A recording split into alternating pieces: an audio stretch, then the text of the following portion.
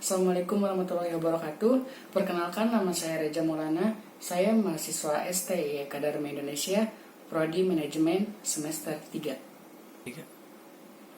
Izinkan di sini saya menjelaskan dan sedikit memaparkan tentang menjadi seorang pemimpin. 3. Dan yang akan saya bahas kali ini yaitu bertemakan memimpin atasan. 3. Sebelum kita masuk lanjut ke tema selanjutnya yang saya akan bahas, di sini ada sedikit kata-kata. Boleh jadi kamu tidak menyenangi sesuatu, padahal itu baik bagimu, dan boleh jadi kamu menyenangi sesuatu, padahal itu tidak baik bagimu. Maka berlomba-lombalah dalam melakukan kebaikan.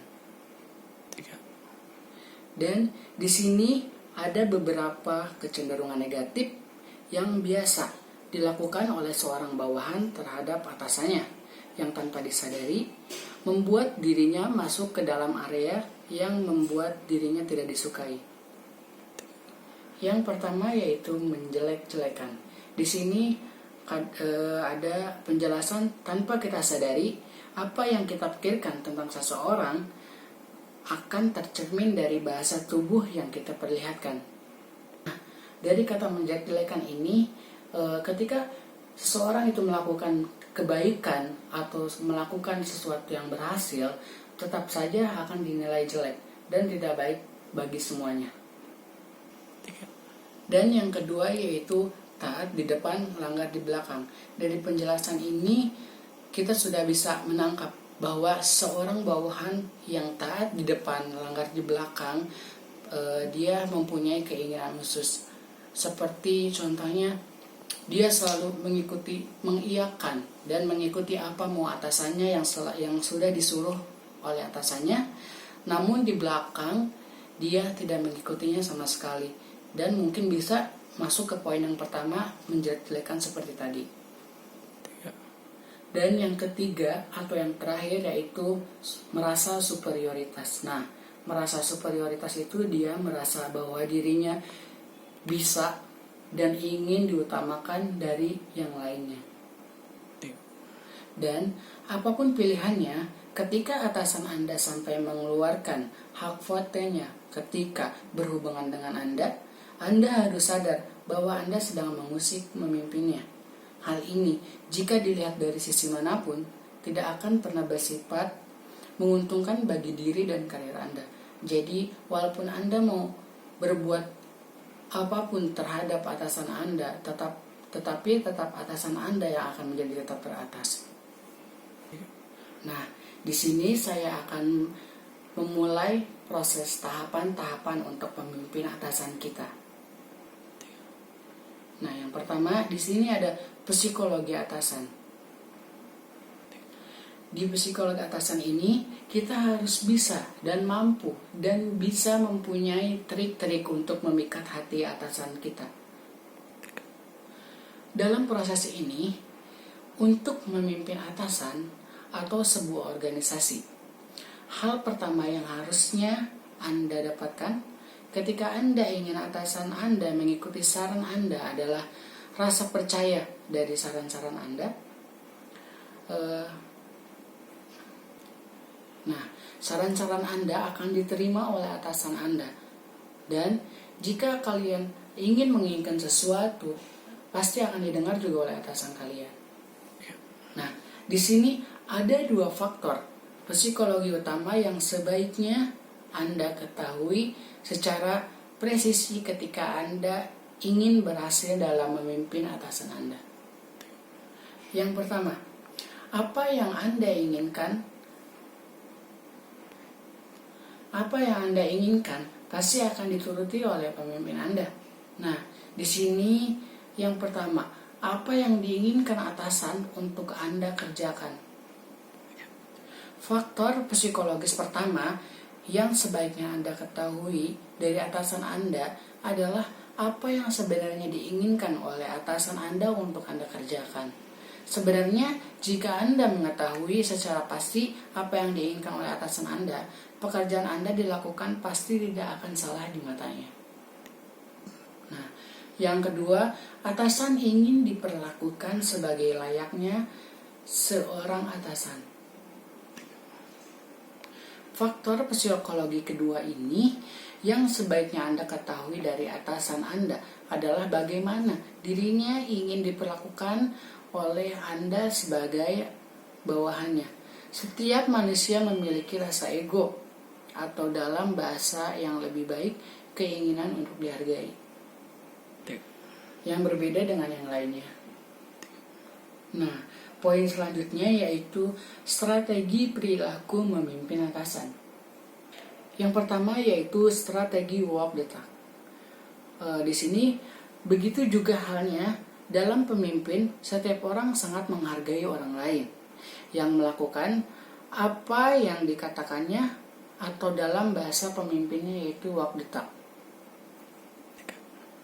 Nah, prinsip strategi perilaku ini adalah bagaimana Anda sebagai seorang bawahan menunjukkan kinerja Anda yang dapat diterima dan dipercaya oleh atasan Anda, sehingga pada akhirnya atasan Anda secara sukarela menjadikan Anda bawahan kepercayaannya. Nah, di poin A ini di sini ada disebutkan prestasi. Apa yang dimaksud sebagai cepat dan tepat dalam menciptakan prestasi kerja? Ketika kita bicara tentang cepat dalam menyelesaikan tugas-tugas kerja, yang dimaksud di sini adalah Anda memiliki kewajiban untuk menyelesaikan tugas apa yang diberikan oleh atasan Anda. Sebesar apapun dan sekecil apapun, tugas yang diberikan oleh atasan Anda harus diselesaikan secepat dan sedetail mungkin. Nah, yang poin B ini disebutkan yaitu dengan partner kerja. Yang disebutkan pertama yaitu bersedia melakukan tugas kerja yang terkadang melebihi kewajiban. Yang kedua, menjadi teman dalam berdiskusi. Yang ketiga, membangun hubungan personal di luar jam kerja. Dan di poin saya ini menjelaskan tentang inovasi dan kreasi. Justru kita harus menciptakan hal-hal baru, inovasi dan kreasi yang baru, supaya kita lebih dilihat dan lebih gampang mendekati atasan kita, sehingga kalau inovasi dan kreasi kita tercapai atau mencapai tujuan goals perusahaan, kita akan dapat mudah dipercaya oleh atasan kita. Nah, di sisi ini seorang pemimpin juga membutuhkan bawahan yang memiliki cukup keberanian untuk mengoreksi atau membenarkan kesalahannya. Yang pertama yaitu menaati. Jadi di setiap aturan atau tata tertib, setiap perusahaan kan pasti mempunyai aturan-aturan. Nah, di situ kita harus mulai menaati peraturan itu. Nah, dalam menaati ini kita mempunyai beberapa langkah. Nah, langkah yang pertama yaitu belajar berpikir dengan sudut pandang seorang atasan. Yang kedua, memperluas jejaring untuk mengumpulkan informasi terbaru. Dan langkah yang ketiga yaitu mengoreksi tanpa menghakimi dan mendiskripasi. Nah, lalu bagaimana cara yang benar dan tanpa menyinggung ego dari atasan kita sendiri? Yang pertama, pertahankan sikap rendah hati Anda. Dan yang kedua, berikan masukan yang bersifat terbuka atau umum. Dari kesimpulan semua video tadi yang saya bacakan, yaitu cara memimpin atasan, kita harus bisa menaati sebuah aturan yang dibuat atasan kita atau dibuat perusahaan atau dibuat oleh ketua dari organisasi dengan sebaik mungkin. Dan kita harus bisa mengambil hati seorang atasan kita agar kita gampang dipercaya, mudah dipercaya oleh seorang atasan kita. Dan cukup sekian yang bisa saya sampaikan. Kurang lebihnya saya mohon maaf karena saya masih dalam tahap belajar. Itu yang bisa saya simpulkan. Kurang lebihnya saya mohon maaf. Assalamualaikum warahmatullahi wabarakatuh. Pesan dari saya, mau kita menjadi sebagai atasan ataupun seorang bawahan, kita harus bisa mendisiplinkan diri, memperbaiki diri, sering bercerminkan diri di mana kurangnya kita, dan bisa mengatur di mana kelebihan kita agar kita tidak selalu ingin menjadi di atas, karena dunia pasti berputar. Kadang kita di atas, kadang kita di bawah. Di sini saya juga berpengalaman pernah menjadi atasan di sebuah organisasi, dan saat ini saya jadi bawahan sebuah organisasi dan juga sebuah perusahaan. Terima kasih.